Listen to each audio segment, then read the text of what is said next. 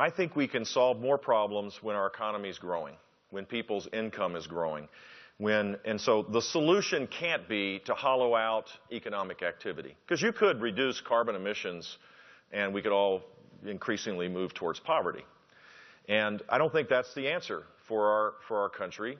In fact, that's kind of the path we're on. Disposable income in this country is now $2,000 lower than it was 6 years ago. In a recovery, that's never happened before. And we have these big structural changes going on around the world, and some people can just write this off, that this is just, you have to get used to it. This is kind of the end of the American era, just have to accept it. I don't believe that's the case. So here's how I would answer your question. And I answered it as a resident of Miami, a place that my home is probably 12 feet above sea level, so I'm on a high point in our community. 12 is about as high as it gets.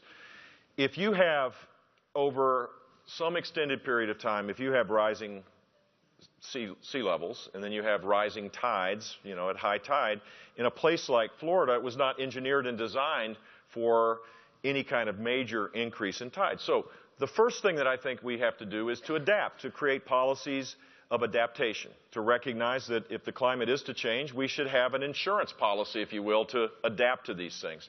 Secondly, the proper role for government in this is, in my mind, is to spend more money on basic research to identify the next disruptive energy sources that will be competitive with all the others that we use now.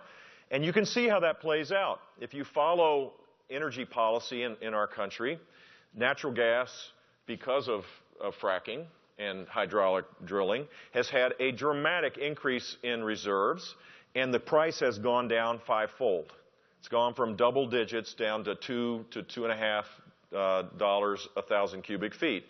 And it's created an abundant source of energy that actually has reduced carbon emissions by 10% in the last decade as we convert from coal and other heavier sources of carbon energy.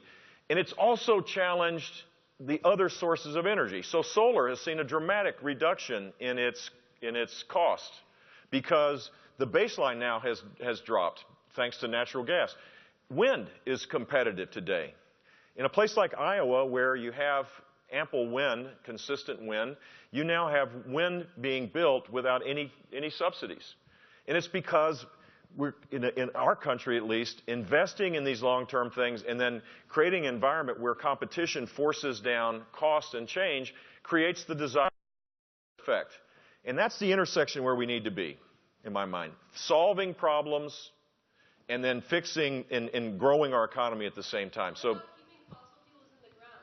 no, that would not be my suggestion, because that would create, no, we just prayed about. No, it wouldn't. It would be a bad deal. It would be a horrible deal. It would increase utility prices by exponentially. The people that would be hurt by that are low-income people and moderate-income people, the people that this faith community and everybody else that I know of cares about.